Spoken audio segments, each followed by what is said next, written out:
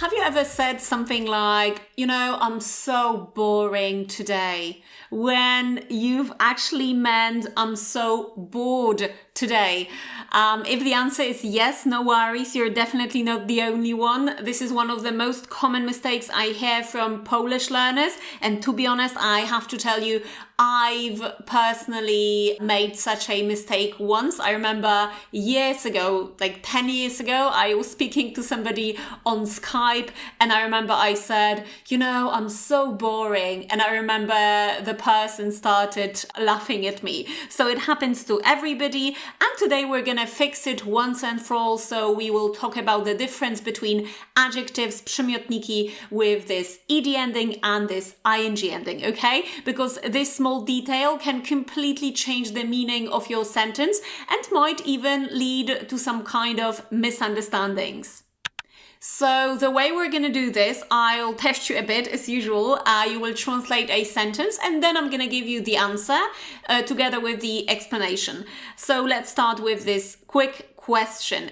How do you say czym się interesujesz? Try to just translate it off the top of your head automatically. Czym się interesujesz?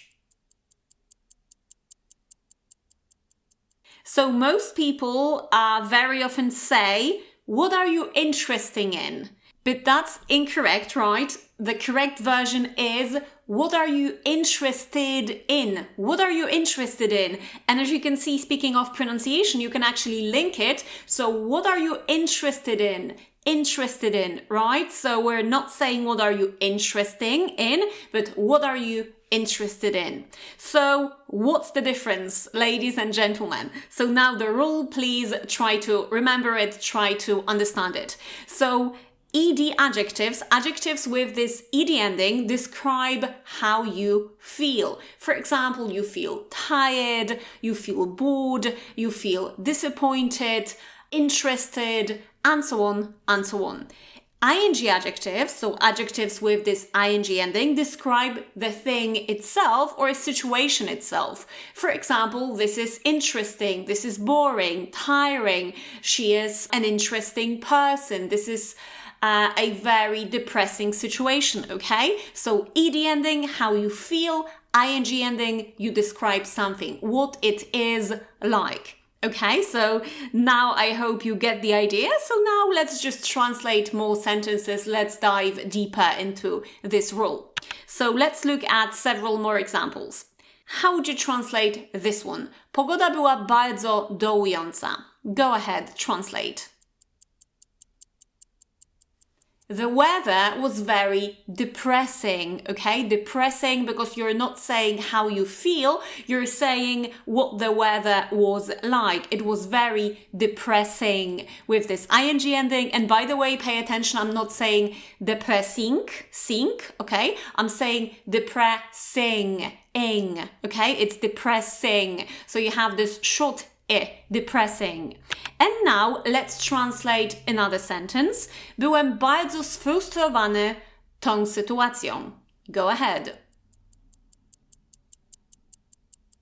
I was very frustrated with this situation, right? Because this is how you felt. You felt frustrated. And another pronunciation rule, remember, you can't say frustrated, okay? You never pronounce this ed ending as ed, okay? It's either frustrated, tested, interested, or for example, bored, tired, okay? So you either pronounce it as t, d, or id, but never et.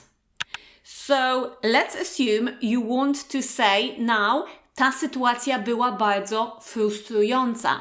How do you say that in English?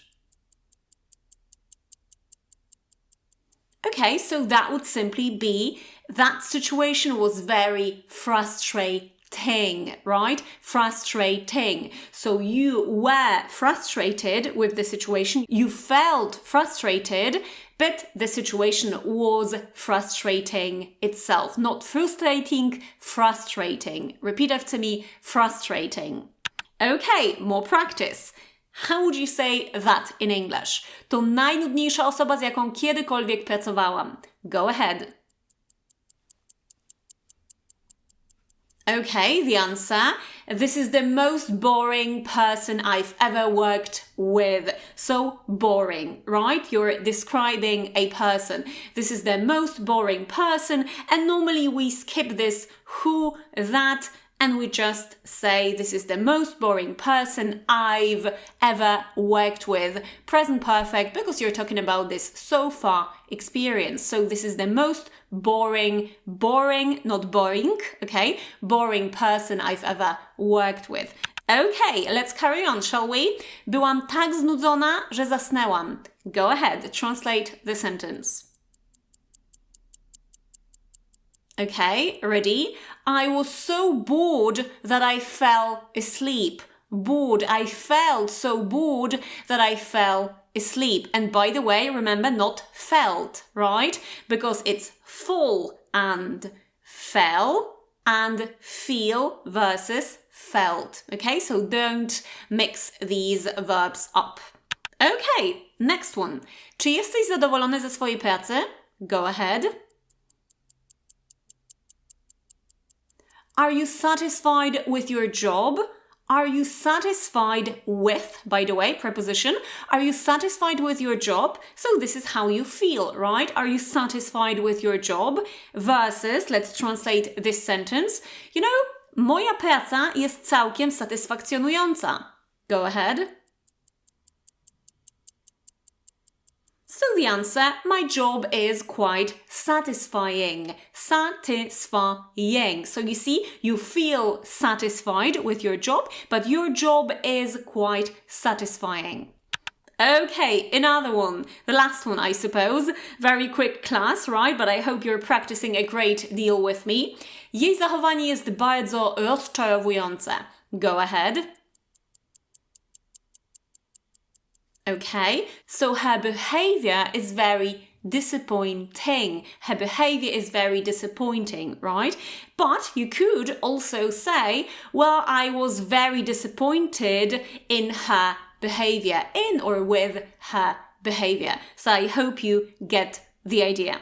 So here is the easiest way to remember this rule, okay? If this is the way how you feel, then use an adjective with this ed ending. And if you're describing a thing, a situation, or even a person, okay, what this thing or person is like, then use this ing ending with the adjective. So it's not a very difficult class, it's not a very difficult rule, but I've noticed that even people at this B2 or C1 level tend to make mistakes when using these adjectives. So this is simply some kind of revision for you if you're already familiar with this rule. Okay, so try to simply pay more attention to these adjectives when speaking, right? Because probably when you're writing, you will be more aware of these rules, but when you're speaking, sometimes you tend to forget. So, of course, follow the podcast if you want more simple lessons like that and explanations, and see you next week. Cheers!